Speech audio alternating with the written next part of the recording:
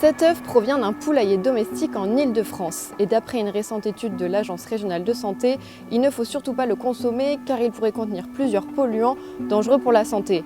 Les premiers résultats de l'étude mettent en évidence une contamination de l'ensemble des prélèvements de sol et d'œufs. L'agence préconise, dans l'attente de l'analyse définitive, la non-consommation des œufs domestiques sur l'ensemble de la région francilienne. On est allé à la rencontre d'une propriétaire de poules en Essonne qui se pose des questions suite à cette annonce.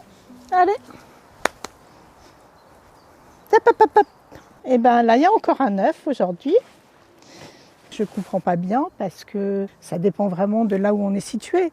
Et nous, là, sur Igny, on a la forêt derrière, on n'est pas près d'un incinérateur.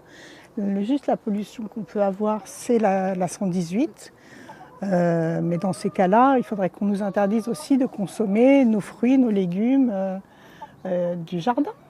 Alors peut-être qu'il faudrait faire analyser dans chaque ville, prendre un poulailler au hasard pour vérifier, mais pour pas que ce soit une généralisation comme ça sur toute l'Île-de-France. Et malgré les préconisations de l'ARS, moi franchement je suis persuadée que mes œufs ne sont pas contaminés, donc je continuerai à les consommer. Moi je ne me sens pas du tout inquiète, ils n'ont qu'à faire des prélèvements, nous demander...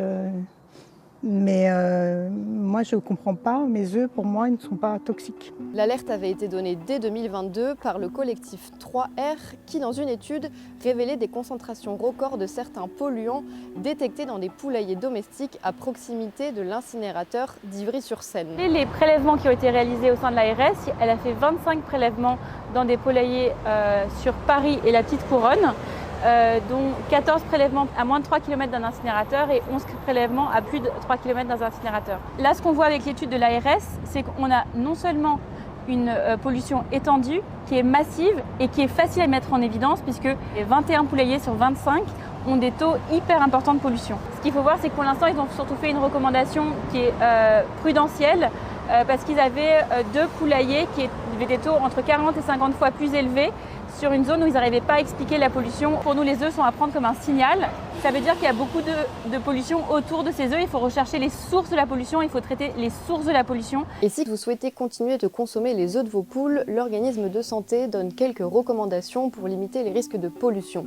Vous pouvez par exemple donner à manger dans des mangeoires pour éviter que les poules ne picorent le sol potentiellement contaminé. Il recommande également d'alterner avec des œufs du commerce qui, eux, sont soumis à une réglementation très stricte et donc ne présentent aucun risque de pollution. Là, je vous présente Camilla.